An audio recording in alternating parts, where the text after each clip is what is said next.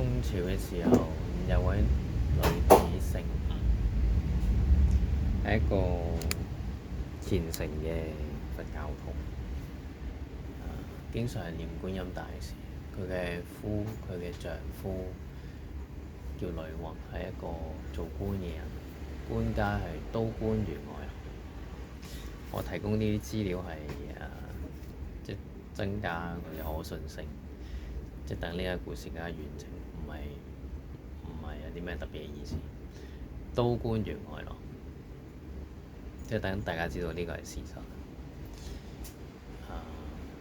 都係一個信佛嘅人，一樣持戒念佛。佢哋有兩位侍女，有兩位婢女。呢兩位婢女受佢哋兩位所感染，都係持戒念佛。佢哋又好特別喎，佢哋心地又好好。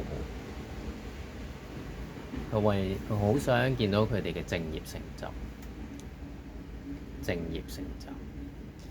大家做生意嘅話，就有自己嘅事業啦。咁如果你讀書做學者嘅話，又有你嘅學業啦。咁要商業成就，就做到好大啦。咁要學問成就、學業成就著書立說啦。咁叫成就。正業都一樣，正業成就就係往生極樂世界。呢個係嗰個目的，嗰個目標。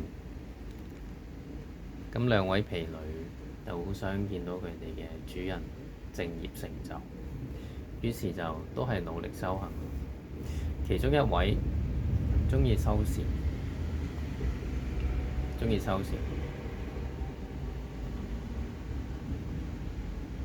臨終嘅時候，笑住咁樣坐化，代表佢修得好深。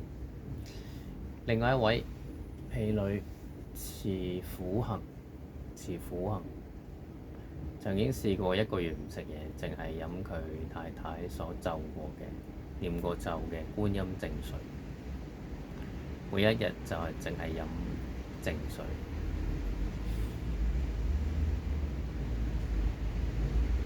一樣都係持戒念佛。後尾佢開始見到聖像，佢見到3尊金色嘅聖像，腳下有金色嘅蓮花。過咗幾日就見到佢哋嘅膝頭，過多幾日就見到佢哋嘅樣，佢就知道係西方三聖。中間係佛，左邊係觀音，右邊係世子。跟住又見到淨土嘅世界，殿堂、樓閣。後尾啲人就問佢，咁佢就自然係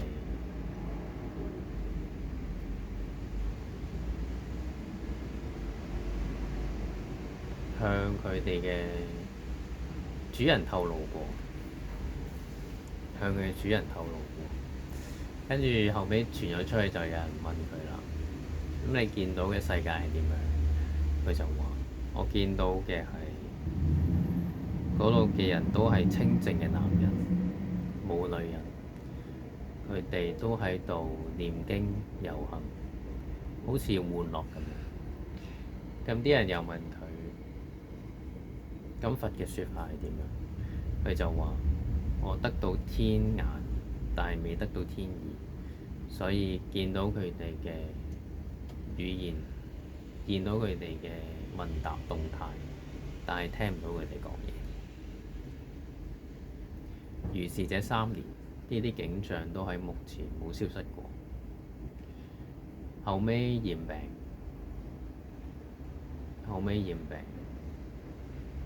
佢就知道自己往生嘅時間就差唔多。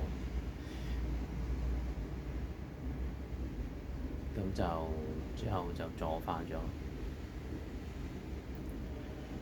我見往生嘅事蹟裏頭，多數啲人臨終都係染病。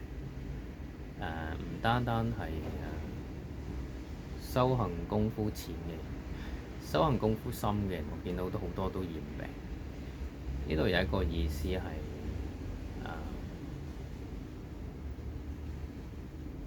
呢個係法師所解，唔係我自己諗出嚟。嗰個意思就係轉重報為輕報，轉後報為現報，由宿世嘅惡業由而家染病而消除咗佢。